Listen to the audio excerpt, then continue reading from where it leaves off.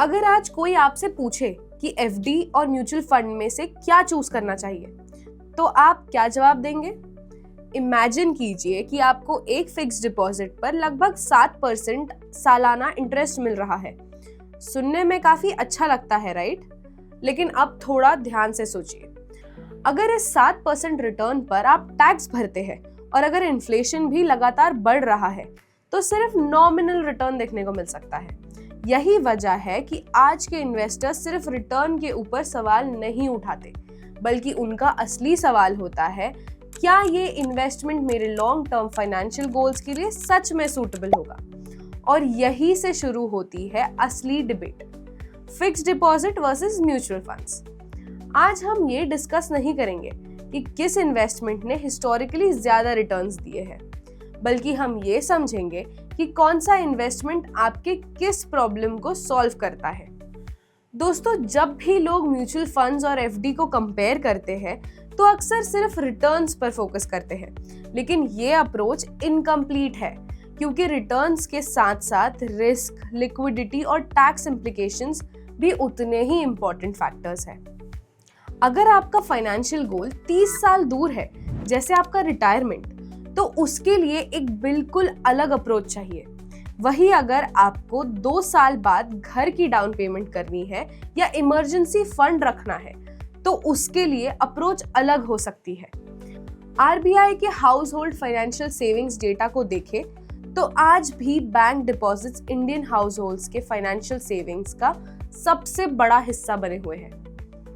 हालांकि धीरे धीरे म्यूचुअल फंड्स और इक्विटी जैसे मार्केट लिंक्ड इंस्ट्रूमेंट्स में भी पार्टिसिपेशन बढ़ रहा है। एएमएफआई के डेटा के मुताबिक पिछले 5 सालों में म्यूचुअल फंड फोलियोज में ग्रोथ देखने को मिली है। लोग अब बैंक डिपॉजिट्स के साथ साथ फाइनेंशियल मार्केट्स की तरफ भी कदम बढ़ा रहे हैं। अब सवाल आता है, रिटर्न्स अकेले पूरी कहानी नहीं बताते। चलिए एक सिंपल कैलकुलेशन देखते हैं, जो अक्सर हम इग्नोर कर देते हैं।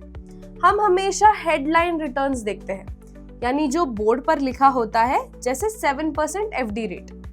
लेकिन हम 3 चीजें भूल जाते हैं: इन्फ्लेशन, टैक्सेस और purchasing power. Inflation factor, India में पिछले 1 डेकेड का एवरेज इन्फ्लेशन ट्रेंड देखें तो महंगाई लगातार बढ़ रही है। द टैक्स हिट, एफडी का इंटरेस्ट आपके टैक्स स्लैब के हिसाब से टैक्सेबल होता है।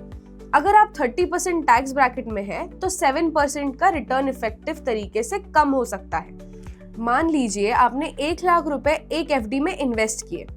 कुछ सालों बाद इंटरेस्ट जोड़कर वो अमाउंट बढ़ तो जाएगी, लेकिन मार्केट में चीजों के दाम हो सकता है उससे भी तेजी से बढ़ चुके हो। यानी जो सामान आप आज 1 लाख रुपए में खरीद सकते हैं, शायद कुछ सालों बाद उस एफडी के पैसों से आप वो सामान ना खरीद पाए। इसीलिए आज के इन्वेस्टर्स सिर्फ इंटरेस्ट अर्न नहीं करना चाहते, वो अपनी परचेसिंग पावर को भी प्रिजर्व करना चाहते हैं। पर क्यों? आज की यंग जनरेशन इन्वेस्टिंग को एक बिल्कुल नए नजरिए से देख रही है। उनका इन्वेस्टमेंट होराइजन 20 से 30 साल तक का है, क्योंकि उन्होंने जल्दी अर्न और इन्वेस्ट करना शुरू किया है। उनका फोकस सिर्फ कैपिटल को सेफ रखने पर नहीं है, उनका गोल है long term wealth creation, financial independence और अर्ली रिटायरमेंट प्लानिंग। और इस माइंडसेट शिफ्ट का सबसे बड़ा सबूत है एसआईपी। एएमएफआई के रिपोर्ट्स के मुताबिक हर महीने एसआईपी कॉन्ट्रिब्यूशंस हो रहे हैं। एनएसई और सीडीएसएल के डेटा को देखें तो पिछले 5 सालों में डीमैट अकाउंट्स की संख्या तेजी से बढ़ रही है। सबसे मजेदार बात यह है कि ये ग्रोथ सिर्फ मेट्रो सिटीज से नहीं, बल्कि इंडिया के टियर 2 और टियर 3 सिटीज से आ रही है। फर्स्ट टाइम इन्वेस्टर्स अब डायरेक्टली वेल्थ क्रिएशन में पार्टिसिपेट कर रहे हैं। अब आते हैं एक इंटरेस्टिंग पॉइंट पर, the problem with looking only at safety. हम बचपन से सुनते आए हैं कि एफडी सेफ है क्योंकि उसमें वॉलेटिलिटी नहीं होती, पैसे ऊपर नीचे नहीं होते। लेकिन क्या आपको पता है कि मार्केट की वॉलेटिलिटी को अवॉइड करने के चक्कर में आप एक दूसरा बड़ा रिस्क ले रहे हैं? उनको कहते हैं इन्फ्लेशन रिस्क और अपॉर्चुनिटी कॉस्ट। मार्केट का गिरना या बढ़ना स्क्रीन पर दिखता है। अगर आप अपने प्योर लॉन्ग टर्म कॉर्पस को लो रिटर्न इंस्ट्रूमेंट्स में ब्लॉक कर देंगे तो लॉन्ग टर्म फाइनेंशियल गोल्स के लिए एक बड़ा कॉर्पस रिटायरमेंट फंड बनाना मुश्किल हो जाएगा। अब आप पूछेंगे कि जब मार्केट क्रैश होता है तब क्या? मार्केट करेक्शंस, जियोपॉलिटिकल टेंशन और ग्लोबल अनसर्टेनिटी ही तो एक इन्वेस्टर का असली टेस्ट होती है। पहले के समय में मार्केट गिरते ही लोग डर कर अपना पैसा निकाल लेते थे, लेकिन अब बदलाव आया है। हिस्टोरिकल डेटा और पिछले कुछ बड़े मार्केट डिक्लाइंस का ट्रेंड दिखाता है कि जब भी मार्केट में करेक्शन आता है, रिटेल इन्वेस्टर्स अपनी एसआईपीज को रोकते नहीं है, बल्कि काफी इन्वेस्टर्स वॉलेटाइल पीरियड्स में अपना एलोकेशन और बढ़ा देते हैं। उन्हें समझ आ गया है कि short term volatility long term wealth creation का एक हिस्सा है। अब इसका मतलब ये बिल्कुल नहीं है कि फिक्स्ड डिपॉजिट खराब है या उन्हें बंद कर देना चाहिए। बिल्कुल नहीं। फाइनेंशियल प्लानिंग में बैलेंस सबसे जरूरी है। एक फिक्स्ड डिपॉजिट आपके पोर्टफोलियो में तब सबसे ज्यादा काम आता है जब आपको प्रिडिक्टेबिलिटी और कैपिटल सर्टेनिटी चाहिए होती है। तो आपके लिए एफडी कब सूटेबल हो सकती है? Short term goals.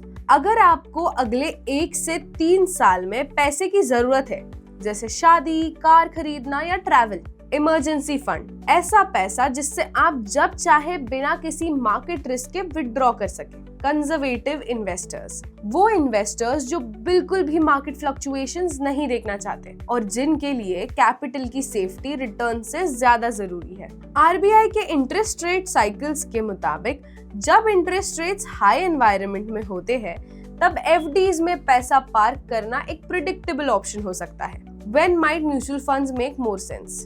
वहीं दूसरी तरफ म्यूचुअल फंड्स उन सिचुएशंस में सूटेबल हो सकते हैं जहां आपका ऑब्जेक्टिव बदल जाता है। म्यूचुअल फंड्स कब कंसिडर करने चाहिए? Long term wealth creation. अगर आपके पास 5, 7 या 10 साल से ज्यादा का इन्वेस्टमेंट होराइजन है, बीटिंग इन्फ्लेशन, जब आप चाहते हैं कि आपका रिटर्न इन्फ्लेशन रेट से ज्यादा हो ताकि आपकी परचेसिंग पावर बढ़ सके। Power of compounding. Equity markets का हिस्टोरिकल डेटा गवाह है कि लंबे समय में कंपाउंडिंग का फायदा सिर्फ तब मिलता है जब आप फाइनेंशियल मार्केट्स में डिसिप्लिन्ड तरीके से बने रहे।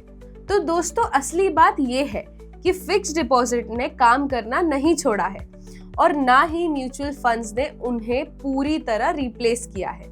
बदला है तो सिर्फ इन्वेस्टर्स का अवेयरनेस लेवल। आज का इन्वेस्टर मॉडर्न फाइनेंशियल गोल्स को पूरा करने के लिए एक बैलेंस ढूंढता है, जहां कई इन्वेस्टर्स इमरजेंसी कॉर्पस के लिए बैंक डिपॉजिट का यूज करते हैं और लॉन्ग टर्म वेल्थ क्रिएशन के लिए सूटेबल म्यूचुअल फंड कैटेगरीज को कंसिडर करते हैं। आपका इस बारे में क्या सोचना है?